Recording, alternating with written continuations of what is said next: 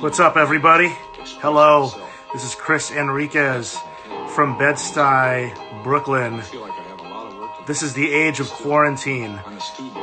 I've been doing these episodes Monday through Friday at the St. Vitus Instagram channel at 8 o'clock Eastern Standard Time at St. Vitus Bar. On the weekends, I'm doing these on my channel. So I'll just start by saying, came up with this idea about a week and a half ago, and I personally like to engage with people, stay entertained, and it's just part of my nature. Many of you know me from Revolver magazine, from my bands over the years, On the Might of Princes, Spotlights, Primitive Weapons, more recently Total Meltdown. So it's just in my nature to be out and about and engaging with people, entertaining in some shape or form. And I started by doing this on my personal channel with Gavin Van Vlack from the legendary Burn and Absolution and Die 116. It went over really well. A lot of people were watching, asking questions. Then I went over to do an interview with Dave Castillo, my co-host of the Age of Quarantine, who also owns St. Vitus, and another co-owner of St. Vitus, Artie Shepard, who sings in Error Type 11, plays in Primitive Weapons with me, and it went well, so we started doing it on the St. Vitus Instagram. Since then, we've done interviews with Incendiary, we've done interviews with King Woman, Spotlights, my other band, and yesterday we had a huge episode with Ben Weinman of Dillinger Escape Plan. Well, anyway, now that I've sort of run you through the program, one of the reasons why I chose my guest tonight, who will be joining shortly, Mike Dijan, is because I grew up in New York, and as a kid I was really into New York hardcore, and even though over the years I've experimented and played in different types of music, for me it always goes back to those formative years when I was going to Coney Island High and CBGBs and watching bands like Murphy's Law and Crown of Thornz and H2O and Madball and all that stuff. And as I grew up, I got to know some of these guys, and I'm really happy I could call them friends of mine. So, a lot of the people I started talking to and asking were folks from that scene. Without further ado, well, actually, before we get into it, Mike, I see you're watching, so whenever you have a sec, just click that request button to join me so that you can pop up on the screen. I'll join you in here. But while we're waiting for him, Mike is a guitar player. I consider him a legend. He plays in Crown of Thorns. He plays in Breakdown. He plays in a bunch of bands. He plays in Outburst. And he also plays in the band Sinam and King's Bounty. And, we'll let him do the talking and let you know about his history. And I have questions for him. But if you guys have questions for him, there's a little button at the bottom of the screen with a question mark. It's easier to submit. Hey, Mike, I see you're commenting there. Maybe try tuning out and then going back in. This happened last night with Ben from Dillinger, but basically you should see an option to join in, to hit request, and then you'll pop up on the screen. Maybe try tuning out and coming back in, but you should see it. While we're waiting for him to figure that out, hey Jackie, how you doing? I like to have a little intro music in the beginning, but I'll be turning that off in a second. Mike is prolific, which I can, relate to just having different styles of music in my DNA. He went from playing in these early hardcore bands and then kind of experimenting, playing more pop music at one point, playing more modern rock music at some point. Here he is. Without further ado, Mike Dijan. Let's give him a second. Thanks for tuning in, everybody. Really excited. Mike Dijan, what's up, baby? Yo, what up? The caveman figured it out. Absolutely, man. No worries. No worries. It looks good. You look good, man. How's the quarantine treating you? Not bad. Just hunkered in. Me and my daughter, and we're getting our cooking game on. Spent a lot of time doing that when I was, busy working and touring and doing all of that. I didn't get a chance to refine any of my cooking, so that's what I'm getting my butt on now. I feel you, man. It's a good time to exercise at home. I know you're into yoga and you're a vegan, and I want to talk about that later on. But Yeah, I'm making some adjustments, definitely because I can't go to the yoga studio anymore. But trying to get some workout regimen at home, just doing some calisthenics, going on the roof, getting some fresh air, doing some, cycling solo, but might reduce that to just doing stuff up on the roof now. yeah, dude, it's so awesome having a roof, right? Like, it's one of those blessings right now that Oh yeah, yeah. It's like the chateau, like an outdoor chateau. It's great. Shout out to Freddie Alva from Urban Styles Graffiti. What up, Freddie? Yeah, man. Jackson Heights in the house. Yo, Mike, you're in Queens, right? Is that where you're at right now? Yeah, I'm in Astoria, Queens. Cool. Is that where you're from? I was actually born in Astoria, Queens, in a hospital in Astoria, Queens, across the street from my high school. Raised in this neighborhood my whole life. Love it. Astoria is an interesting place when it comes to punk and hardcore. So many characters from there. When did you, where exactly did you discover punk and hardcore? Was it in Astoria when you were in high school? Yeah, through my neighborhood. So like basically this 4-block radius was like a hotbed of kids that were into punk, hardcore, metal, and we all hung out together. It was like just like this small little neighborhood, and we were tight knit, and we all turned each other on to new music. And me, I was from when I was a kid, I listened mostly to like classic rock, and then got into like the British invasion stuff, and listened to Priest and Maiden. But when I started hanging out with the kids that hung out by the park and were already jamming, guys like AJ Novello, he grew up around the corner from me. Guys like JoJo from Outburst, George DeRico from Outburst, they were already dabbling into playing instruments. And AJ was like the leader because he was already downtown in the early 80s going to punk shows that would later be recognized as hardcore shows, and had started the first version of Leeway, which was the Unruled. And and even before them, there was already an established band that we worshiped, which was Kraut, which was an Astoria band.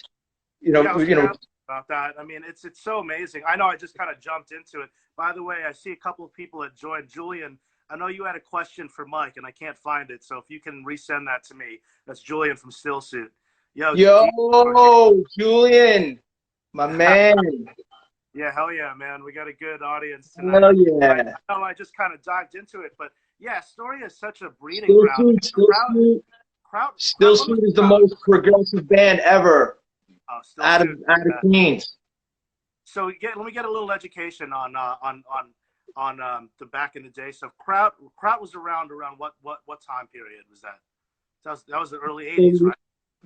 1980. Yeah, they actually were already playing gigs in 80, and they were playing like local clubs. They played downtown, and Davey Gunner, the singer, actually submitted a cassette to win a contest to open up for the Clash, and they won, and they ended up opening for the Clash, and it opened up a whole box of opportunities for them, because they end up like hanging out with the Sex Pistols. Jonesy ended up writing songs with Doug Holland. For Kraut, they were great, and they had such a signature sound. And that their first two albums are incredible. So those were our heroes, basically from the neighborhood. We couldn't even believe they were from the neighborhood. Yeah, no, I can only imagine. It's interesting too, because a lot of people don't realize that punk rock started in Queens. It started with the Ramones. That was before the Sex Pistols, way before any of that shit. And for anybody watching that might be a little younger, Kraut, early punk rock band from Queens. Doug Holland went on to play in Cro-Mags, and if you were into Civ, they did a cover of one of their classics, which they had a music video for, All Twisted. That's a fantastic Yeah, great song. Great song. After, Outburst covers All Twisted as well. oh yeah, Live. that's right. Didn't you guys Yeah. do that? Hell yeah. So after, were you at the show that they played with the Clash? No, actually, I had no idea hardcore existed at the time. I was still into other music, and I hadn't really hooked up with the kids from the neighborhood that were into hardcore and punk and more heavier metal like Slayer and you know, Celtic, you know, more dark stuff like Celtic Frost. So I was turned on to that by the guys from the neighborhood directly. Like AJ from Leeway. AJ Jojo, George, my friend Rob, who used to live around the corner from me. You know, there were like a pack of 15 of us that were just turning each other on to new music. Yeah, on the daily. How old were you, and around what year was that when you were discovering stuff? I was 15 years old. Okay. Yeah. Yeah. And that, in the early 80s or mid 80s? 85, I started getting turned on to all that stuff. And then 86, the whole neighborhood went down to CB's to see AJ play with Leeway. They had opened up for Corrosion of Conformity. And yes, any one of my friends, that was a complete game changer for all of us that were in the room, because it literally changed our lives overnight. Yeah, man. Just, what a crazy lineup to see at CBGB's, man. Hell yeah. That's yeah. What were your first shows? That was one of my questions. What are some of the first shows that you started going to back in those days? Well, that was the first per se hardcore show I went to. Even though COC were their own animal of like crust punk and crossover and hardcore, which became my favorite band just from watching them once. But I just in that 1 year, I saw the Crumbsuckers, I saw Ludacris, I saw Prong's first show, I saw AF, I saw Carnivore, so many different bands. Like just seeing them like in small clubs playing. Yeah, man, that's unbelievable. I wasn't around back then. I started going to shows in '95-ish. So you know, I mean, there was a lot of stuff going on. You were obviously involved with that part of that era. Otherwise, we wouldn't be talking right now. I started getting into you know, Crown of Thorns and Madball and H2O and all that stuff in high school, going to Coney Island High. When did you start playing guitar? And you know, you got such an eclectic sound and you're into so much stuff. When did you start playing? Actually, I was a fan before I started playing the music. So I had been going to shows for like 2 years before I didn't even picked up an instrument. I just knew that I liked being there. I knew that the people in the scene were way cooler than people in the neighborhood, because it was a lot of like aggro jock Guido shit going on around here, and I didn't feel like I belonged. And you know, I would go downtown, and as long as you were cool, they made you feel welcome. Yeah. And then you know, if just say, you know, shit popped off and you just proved that you were tough at the moment, they were even more welcoming to you. So I gotta say, it was like walking into a movie the first time I walked into CB's. That everything that, like, you know, you ever thought about, like what was gritty and what was dangerous about the Lower East Side, it looked just like that, and it smelled like that, and there was this aura in the air that shit could pop off at any moment. But that was like exciting to me. It was like thrill seeking, and it sort of saved me from like a mundane existence in this neighborhood. So so I've been going to shows, and I just really like being involved in the scene. I made a lot of good friends, and I would go and watch my friends rehearse in the basement or in the garage in the neighborhood, because Outburst was forming, Leeway was getting established, and these guys were my close friends. So I would just go and watch them jam because it was something cool to do on a winter night instead of like hanging out in the park, you know, listening to music on a cassette there. So, you know, we'd watch them jam, and then like when they would take breaks, I would just like pick up, you know, someone's guitar and just like start fiddling around with it, or pick up a bass, or, you know, there were keyboards or drums. I just like play anything to just see what I would gravitate towards. And my friends used to make fun of me because I had this little like battery operated like Casio keyboard that I would walk around the neighborhood with because it didn't need a plug, and I would just like do little noodling like riffs like on the keyboard, and like, yo, this guy's a weirdo. He's like walking around with this like little keyboard, but whatever. I like doing that, and just so happened that I would get together with my friend Rob. He had instruments in his house, so we would start jamming there. I wasn't going for lessons or anything, so I was just pretty much trying to learn, you know, Sabbath tunes, Cro-Mag songs, a Metal Church song that was probably the first song that we actually completed start to finish, and you know, just started getting acclimated to the instrument. And then, you know, we started our own little band, and, you know, we would hop on stage like at shows that were already booked. You know, we didn't have enough songs. We had maybe like 2 or 3 songs. We'd hop on the end of someone's set, and we'd be able to play a couple of songs. And which band was that, Mike? Which band was that? That was Show of Force. That was the first band the first band I played in. We had a question, which I think you answered already, from Tony A. Dreams. Wanted to know if you taught yourself. You did teach yourself how to play. You were self-taught. Yeah, I taught kind of. I don't think I did such a good job because I'm still teaching myself how to play. So basically, I just played anything that sounded right to me. I didn't know whether they were like actual correct chords or if I was doing anything that the protocol of guitar playing calls for. So I just played anything that sounded good to me. I had a friend of mine tried to teach me a couple of scales when I first started playing, and I got very frustrated doing them. So like I got, you know, sort of flustered, and I would say, I don't want to do this. So then 5 minutes later, I'd pick up the guitar, and I would be able to write a song in 5 minutes. Yeah. So that became sort of my niche. That like I was better at being, say, a songwriter by ear and by feel more than a technical player. That's the beauty of punk rock too. Is like it makes you feel like you can do it. You know what I mean? You can sit down, absolutely. Songs on. I'm going to give a shout out to DJ Marquis because you were talking about old school venues, and he is relentlessly shouting out a lot of cool spots from back then. Matinees at Z Bar, ABC No Rio, and what else did he have in here? The Spiral. Cool shit, man. Thanks for joining us. Oh yeah.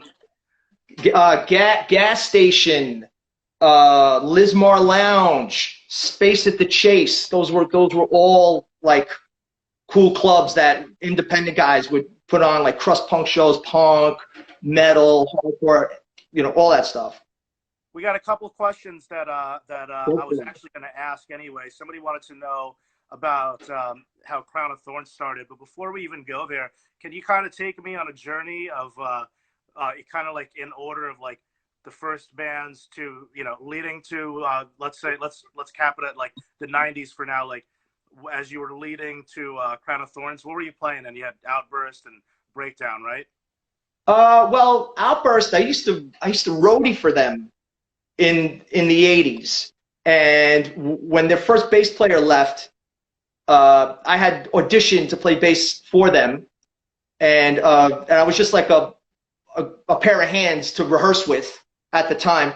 And then they ended up getting Walter Schreifels to fill in for the remainder of the time until they got Mike Wells on bass.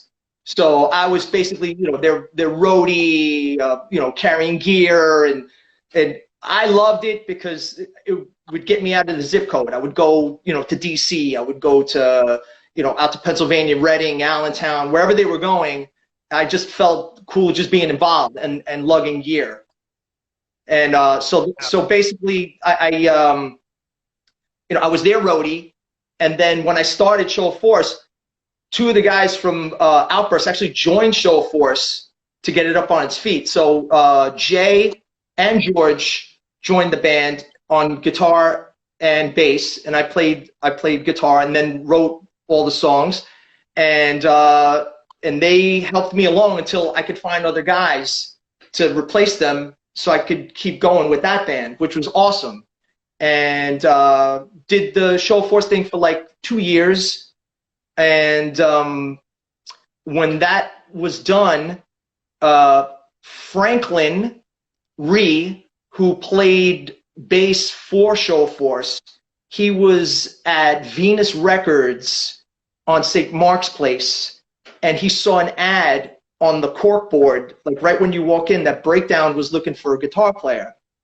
And he knew that I liked the band because we used to listen to the demo like in the park all the time. So like, we thought it was just like the hardest, rawest shit happening at that time.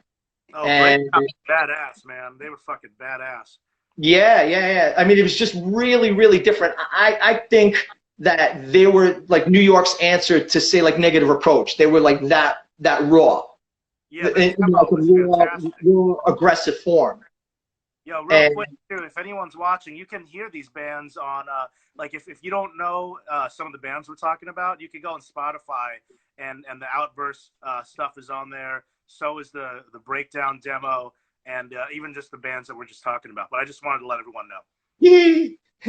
Jojo wants me to tell the Anthrax story. So okay.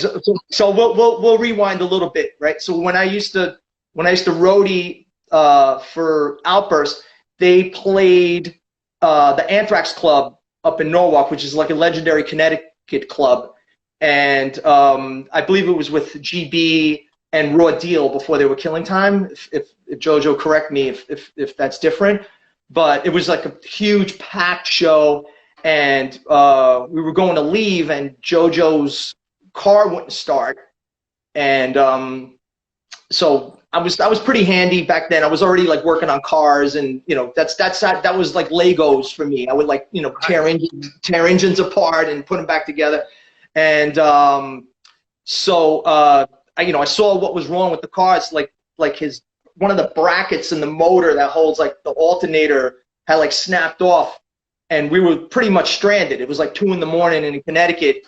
So I was like scratching my head, and I like saw a car like just parked at the opposite end of the parking lot, and I cracked the hood open to that car and like ripped out a piece that just closely resembled the piece he needed, and I jerry-rigged it and like put it in his car and like got it started somehow when we got home.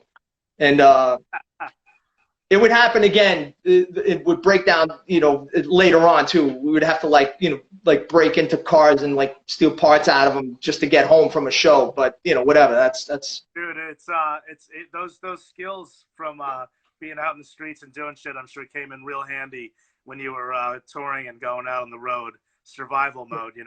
Not auto theft, Jojo. Not auto theft. Definitely not auto theft. Yeah. Also, another thing I should mention is the New Breed compilation. If you follow Freddie Alva _NYC or look up Urban Styles Graffiti, he's got a Facebook page and an Instagram. He's got a book out.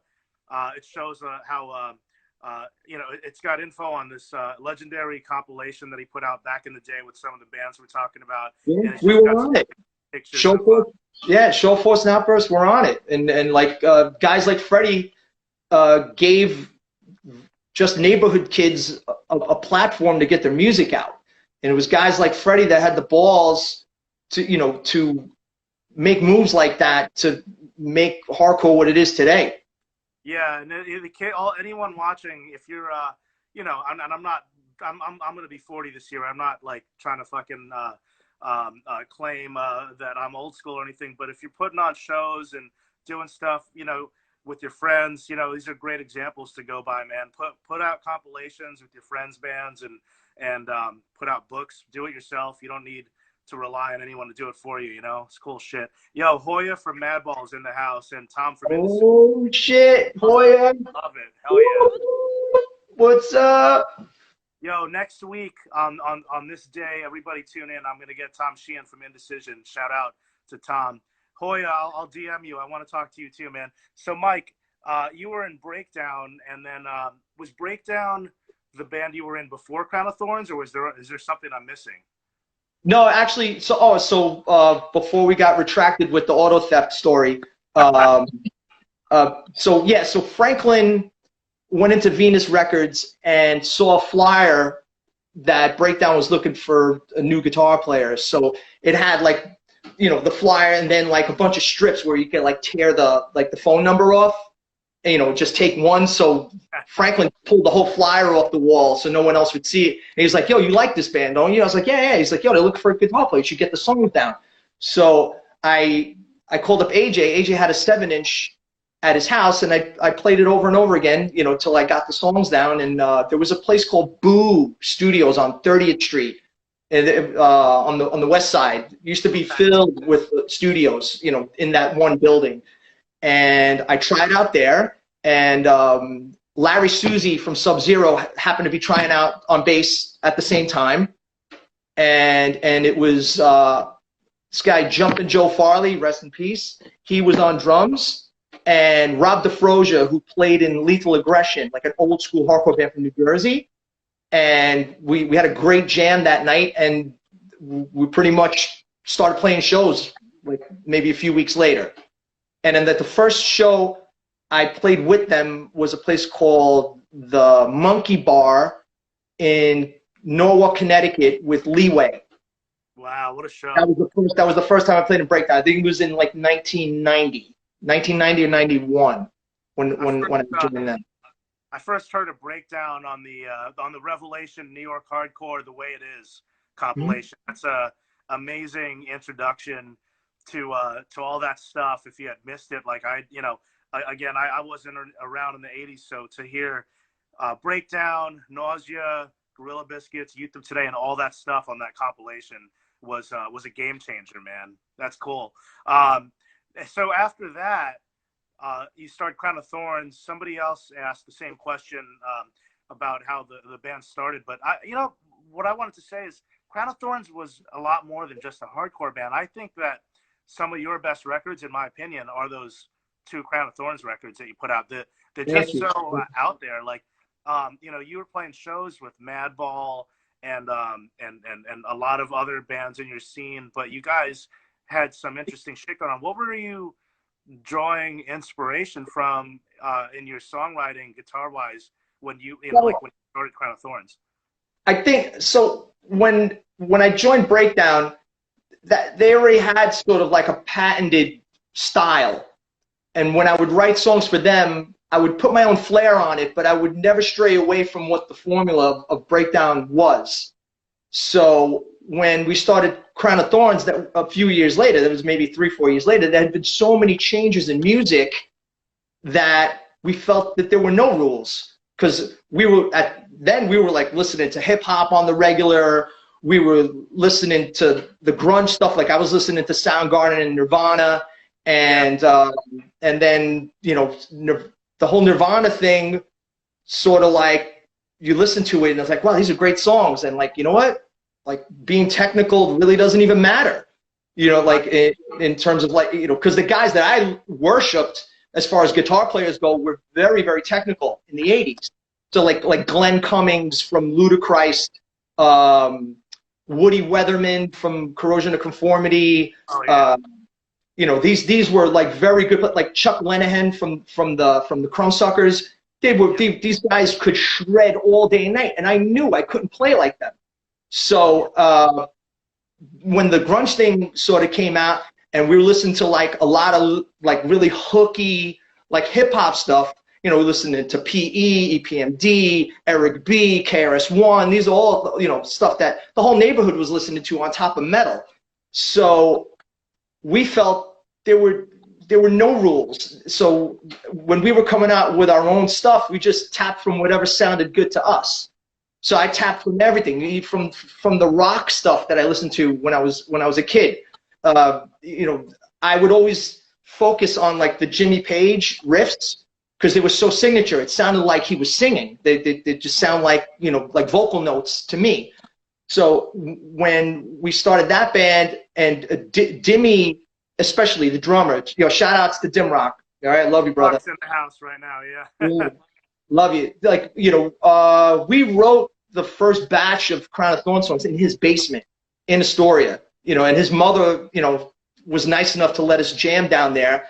And he was such a spark of energy because, he was a little bit younger than us and didn't give a shit, you know what I mean? So he would come up with his own, like, crafty, eclectic style of playing, and it wasn't too flashy or this, or too technical. But when he would do his fills, they'd be very signature and very to the point. And so we got a very good chemistry going, just, writing songs in his basement. And like I said, like, I tapped from the rock, from the metal, from the Slayer, from the hip hop. And then we realized that, like, hey, like, what do we care? We're brand new. And as far as the scene goes, there was nothing really going on. So we had no one to really gauge who we wanted to sound like. And at the same time, there were other bands popping off doing their own thing, but they didn't really care, what anyone thought, what they sounded like. So like, like Madball, right? Matt Henderson, right? Who could shred his ass off. Oh, yeah. Otherwise, shout outs to Matt Henderson. He's my brother, right? Unbelievable, yeah. Right? But he decided, you know what? No solos in this band. Fuck it. You know what I mean? Like, but when he was in AF doing one voice, he'd do a lot of solos because that was sort of, for the time, it was proper for what was going on. So you got all these bands out of New York that definitely are heavily influenced by the parallel world of hip hop and just, experiencing the urban culture, that it spawned off a bunch of bands that sounded very, very unique, that really didn't care, that they wanted to sound like who they looked up to. Yeah, New York is such a interesting scene because of that. I mean, the street culture and the hip hop and all that stuff, and just the fact that punk rock started here, everything makes sense when you look at the things that were coming out in the 90s, which was, as you said, it was an innovative time because it was almost like musical freedom. People were trying different things, and nobody really had a template to rip anybody off. I mean, the transition from the 80s to the 90s, it was just so different, like. I mean, there were our friends that were already breaking off, doing something different at that time. While we were forming new hardcore bands, there were guys in hardcore bands from the 80s that were like starting alternative bands. So like Walter started Quicksand. Gavin started Burn. Even though they're considered hardcore, they were doing something that was off the grid. Yeah, into another. Richie started Into Another, and I fell in love with Into Another.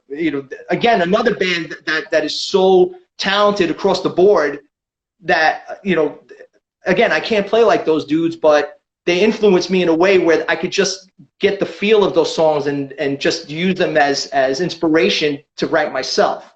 Yeah, absolutely, man. And then Crown of Thornz was around for how many years before you guys decided to hang it up? 2 years in total. Yeah, you did a lot of touring, right? From 94 to 96. He's that kept the band going. He did a couple of tours afterwards with a few friends of mine that had replaced the original lineup. But in the bulk of what we did recording-wise and sort of making an impact for our tenure was from 94 to like 96. Yeah. I saw you guys recently with the original lineup, most of the original guys, and it was amazing. I got to say, too, just to back up, the intro on that first record with the sample is just one of the best hardcore intros on a record I've ever heard. It's like, I get the chills. Yeah, that was Danny. Danny had all these ideas because he wanted his persona present in the along with the music. So like the Style Wars clip you know, where he says like blood wars and stuff like that. That's from a graffiti movie called Style Wars. So that was Danny's thing. Danny had the news clip. That was actually like a Channel 7 news clip from when like he was like interviewing people in front of CBGBs. Oh, So I got a question from Julian. He's been asking this. I don't know if I'm mispronouncing this, but can you tell us about the band with is this supposed to say Jurtis? Jurtis? Do you know? With Justice. Oh, so it's a misspell. Tell us more about the band with Justice. He wants to know. Oh yeah, so that's a band called Sinam that I did with Justice Trip from Trapped Under Ice and Angel Dust. So that was like in like 2011, 2010, 2011. I had been compiling some material with my friend Dean Baltalonis, who I was partnership with a studio called The Wild Arctic. And before it was called The Wild, we were called Atomic. And we had a studio in Dumbo in Brooklyn. And we were doing a bunch of like hardcore records and a lot of like New England style bands, like, you know, coming in and recording with us. So like the Hope Conspiracy came in, recorded with us, the Suicide File, that dope No Warning record. Yeah, they did it with us, and like so basically I had been using the studio on, you know, on top of being a partner in it, and, you know, doing the construction in the place and bringing in business and this and that. On the off hours, I would just record whatever was on my mind. Instead of doing it at home, I would do it at the studio. So I compiled a bunch of songs, and I was like, yo, we need a front man. So like Dean was like, he's like, yo, you gotta have Justice like sing on this stuff. He'll be perfect for it. And he had previously done one of the Trapped Under Ice records at our place, so he had worked with them already. So they just happened to be playing, I believe it was at like Santos Party House, in Chinatown, and we just went right down there and be like, yo, what's up? Like, you want to get like 4 or 5 songs down, like, you know, see how you like them? He was like, bet. And we did like one demo, which he killed, and then we set the time up to record, and he ended up coming up to New York, staying at my place for a couple of weeks, and we told each other stories back and forth while he was staying at my place, and that ended up being most of the lyrical content of the record. And we just went right into the studio and just did everything on the spot, and then we end up putting a full length out on Reaper Records. You're talking about Sinam, right? Yes. Yeah. I had that record. That was a great record. That was a great band. Thank you. As a matter of fact, in terms of like the recording experience, it's probably the best time I had doing like a hardcore record would be that one. Yeah, because you at that point were kind of taking a break and playing in different styles of music, different types of bands. I've been playing in alternative bands. I playing in pop bands, playing more dark metal, like slow groove orientated stuff, and but the whole like set it up kind of breakdown groove part like never left me. So I would always like write stuff like that, and having all this material and then having Justice come in and killing it. I'm really proud of that work. We got a question from Brett Inhaler. What's up, man? He wants to know, Mike, can you talk about producing Old York? Oh yeah, Old York. Those are my boys. Blake Farber, who's stuck in Brazil right now. He can't get home. Blake Farber is a big time like commercial director, and he did a bunch of like music videos.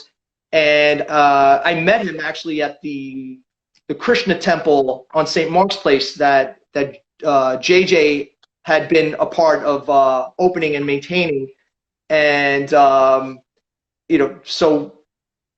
I used to follow the band that Blake was in, Old York, and they had a chance to do a full length, and I ended up producing their full length at a small studio in Bushwick, and it's a very slept on record, but I'm very proud of it. So it's called Shallow World by Old York, and they were a great New York hardcore band. My boy Blake, my boy Mike Kaufman, who played in Sinam with me and played in King's Bounty with me. I met him through that producing them, and he's a great bass player, and I end up stealing him, which I'm notorious for doing. And my boy Ted is like an old school Connecticut hardcore dude, you know, that you know, used to play shows with Moby when he was in Vatican Commandos.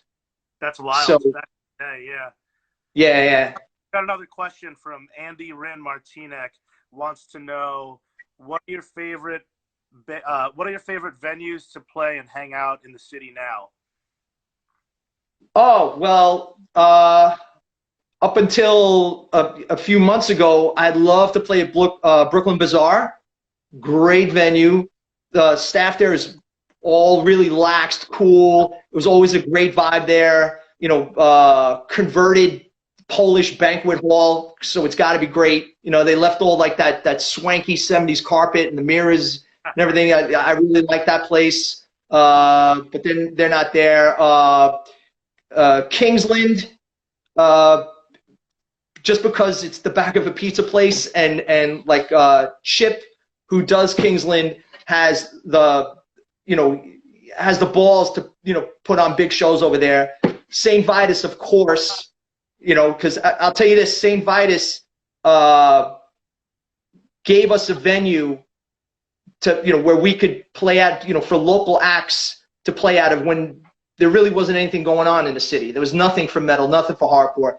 And St. Vitus came in at a very critical time and gave local bands a platform to play. So mad ups to Artie, to Davey, to you, especially because you're heavily involved in that place and promote that place.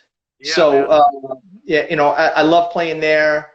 Bowery Electric, you know, Jesse Mallon's place, you know, love playing there. I checked out the new Monarch Club, Associate Terra. It looks like it's going to be a great venue. I got to check that out, yeah. So those, you know, right now Brooklyn's where it's at. Hell yeah, man. Have you been to Market Hotel yet? Market Hotel? No. Oh man, you got to check out Market Hotel. That place is it's in the border of Bushwick and Bed-Stuy, and it's right next to the train, the JMZ train. So when the band's playing, you can see the train right behind the bands going by. Oh, it's got like such a dope aesthetic, and it's very true to it's a very DIY spot. You should check it out. Is it like similar to that place Palladium that was on? Do you remember that place? I never went to the Palladium back. Wait, maybe I did back in the day once.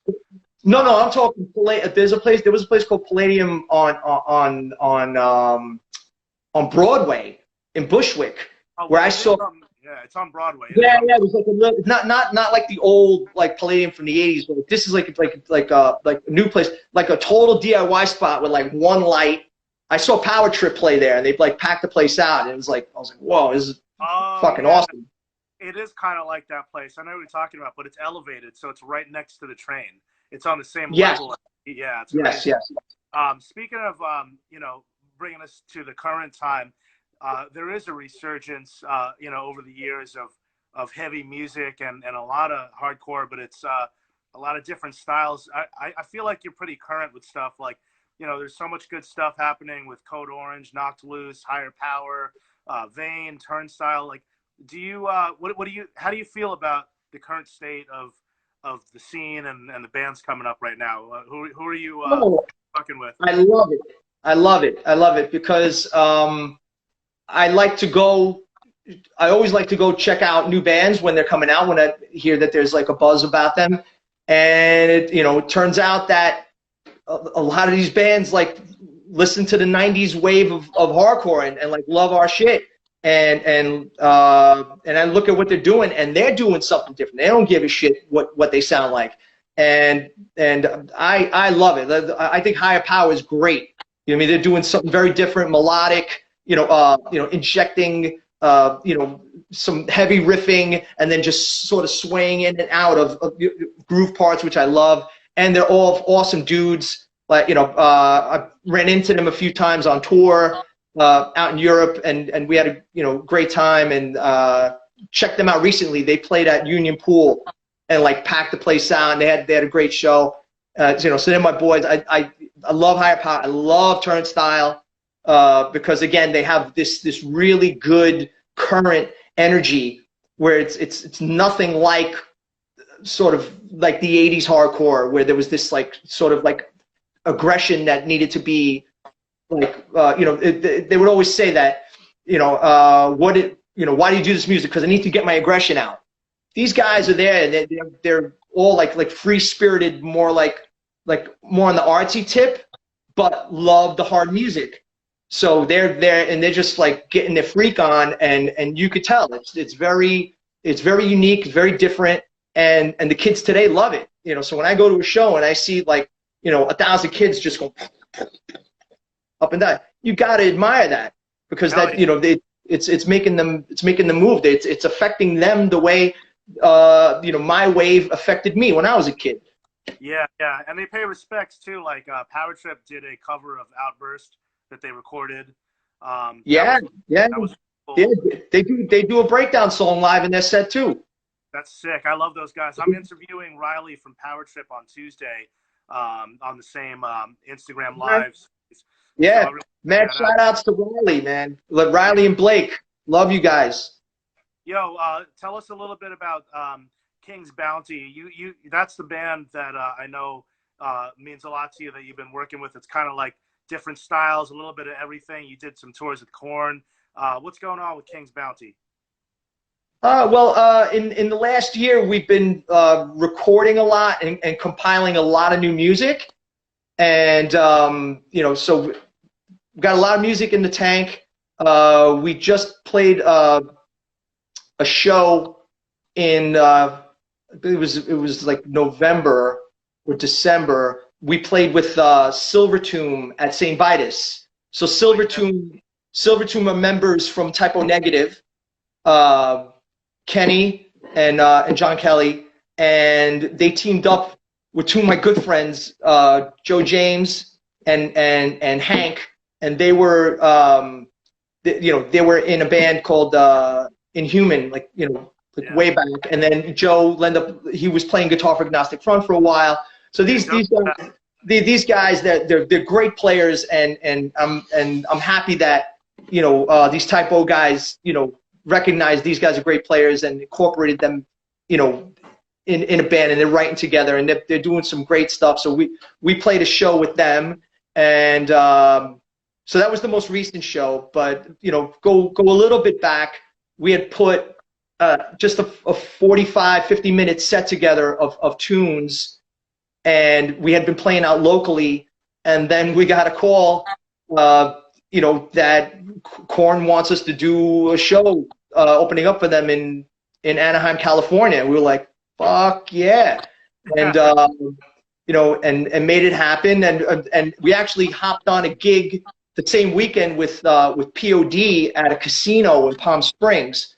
So we played with Marcos from POD. He's a great guy, man. Shout out to those guys. Yeah. All the POD guys are sweethearts, So like the King's Bounty thing came like almost like as a fluke, because I was doing, again, after Sinam had ended, I was doing new material again and jamming out with Riggs Ross from Hatebreed and Madball and Scarheads. He was playing drums. Yeah. So, we were putting batches of songs together, and he was like, I've got another project going on with a hip hop guy who could sing. He's like, you might want to get down with this. So I was like, yeah. He's like, you know what? He's like, you definitely want to get down with this. So, so he sent me the material, and and I listened to it. It was a little bit out of my wheelhouse in terms of what they were doing. It was sort of like a little new metal style, like a little rap rock, but I could definitely, tell that the vocalist Q, he was under the hip hop name Q Unique, but his name's Anthony Kies, and I could definitely tell that like he had pipes all day to sing, and that's something that I always was attracted to. Was singers with range. I would die to play with singers that had like so much range and creativity. So, and I had done it once before, with the alternative and pop band that I was in. So I was like, yeah, all right, bet, I'll do it. And even Riggs was like, he's like, yo, down the road, I see you just evolving and writing songs with this guy. I think you guys will hit it off. And he was right. It happened. Like me and Q, connected, on a friendship level and on a musical level. And he had a setup in his house in Bensonhurst, and we would just go record, and just anything that came out, we were just digging, and just it kept snowballing from there. So Yeah. basically, Riggs connected us, and the style that we're doing is very, very polished, very controlled. We got like well, it's a lot of contrasting guitar work going on. So what I'll do is I'll write the main guitar riff, and then I'll write all this like airy atmospheric stuff up on top of it, and that's what the second guitar player would be doing. So very rarely we'd be playing the same thing at the same time in a 45-minute set, and we play in all different tunings, and we're trying to do a lot of like very pop orientated hooks in the choruses, but still have a very like heavy tone, heavy production. So so when the Korn guys like heard the demos we were doing, they thought we'd be a good fit to open up for them. And Q had been doing another project with the bass player from Korn, Fieldy, called Stillwell. And they had put an album out. They had put a couple of albums out prior to me even meeting Q. And they did a tour. They did like an arena tour with Disturbed. And the band sort of like disbanded because the drummer from POD was in Stillwell, Wub, he's great. Yeah, I mean, he's like the West Coast answer to like that East Coast swing. You know what I mean? Like in terms of like how he plays. And so when that band ended, Q definitely had an itch to keep things going because their sound, from the songs I heard, I was like, oh, this is really good stuff. So he just wanted to keep it going just with a different band. So that's sort of where we came in and just started collaborating together and just building songs and just when we got the call to play for Korn, I couldn't believe it.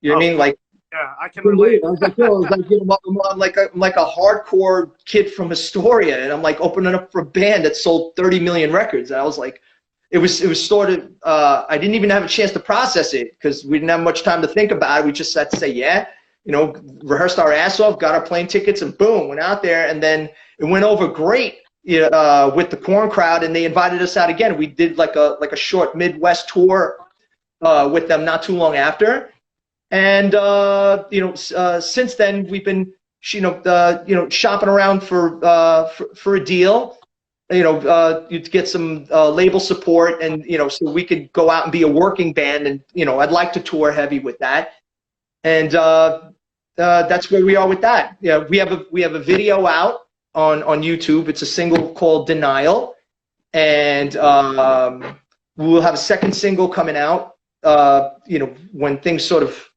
when hopefully things get a little calm around here, and then we're working on doing a cover song. We're doing a Devo song that we're going to have some fun, and we're going to be recording remotely from our rooftops individually to get this video done. That's cool. And some good friends are gonna, we're inviting some friends to get involved with it. In So in the last 5 minutes that we have before we get kicked off here, you just mentioned a few things you have going on with Sign On. You want to do a quick drop of just like anything and everything that you have coming up between all the bands that you're with? Because I know you're also, obviously we're in this situation, so who knows what's going to go on. But I know you're playing bass with Cro-Mags JM, and you're still doing everyone else. So what can people expect pending the situation we're in right now? Well, right now we had Crown of Thornz had a tour set up to support Agnostic Front and Sick of It All in the States. That was supposed to start April 23rd. Obviously, given the current situation, that's not going to happen right now. So they're working on rescheduling that. And then anything like Cro-Mags JM related, there was nothing in the pipe when this went down. So anything that's going to go down with that would be further down the road. And obviously, it's Craig's gig on bass. So basically, if he's out touring heavy with Sick of It All, that's then I'm second man up, or Casey from Old Firm Casuals. He's available as well to do that. Awesome, man. We didn't get to talk about some of the other things I wanted to mention, which is that you're heavily involved with yoga and veganism and a lot of interesting stuff. But if anyone wants to follow you, it's just at Mike Dijan, right, on Instagram. And yes. people can follow you.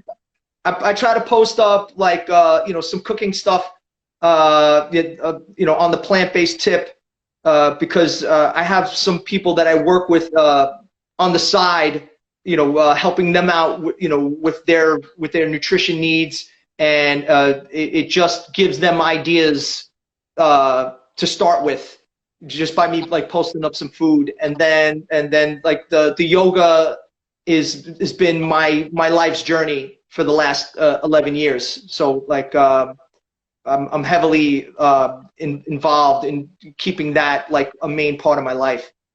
Yeah, you guys, so follow Mike Dijan on Instagram and see what he's up to. He's got a lot of positive things going on. I'm going to do as the last question, I'm going to start doing this, but if let's just say in this quarantine, you're stuck, you can't get out, you get to keep 5 records. What are those 5 records that you're stuck with? Damn. We got 3 on the clock. We got 3 minutes on the clock. 5 records. All right. Physical Graffiti, Black Sabbath Volume 4, Frank Zappa, The Man from Utopia, right? Just because I need to laugh because I only have 5 records. Jesus. Killers from Iron Maiden, Unleashed in the East, live record Judas Priest, and Quickness. All right. Now we got 2 more minutes. Top 5 New York hardcore records. Top 5 New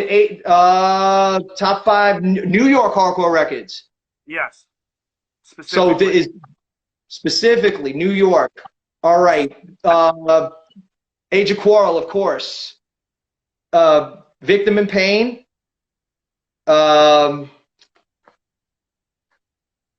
Immaculate Deception. Ludacris. Don't Forget the Struggle. Demonstrate My Style. Nice. Hell yeah, man. Absolutely. That's a good list right there, man. We're going to get kicked off any second now. So before that happens, I just want to thank you for making time. Oh, no, thank you, homie. Thank you. Yo, everybody stay safe out there. All right. Stay home. Like, let guys like Chris keep you engaged and entertained. And I love everybody. Love you. And one last thing, I got Todd Friend from H2O doing the same thing tomorrow at the same time, 8 o'clock Eastern Standard. So join us and ask questions and comment. Thanks for watching, everybody. Thank you.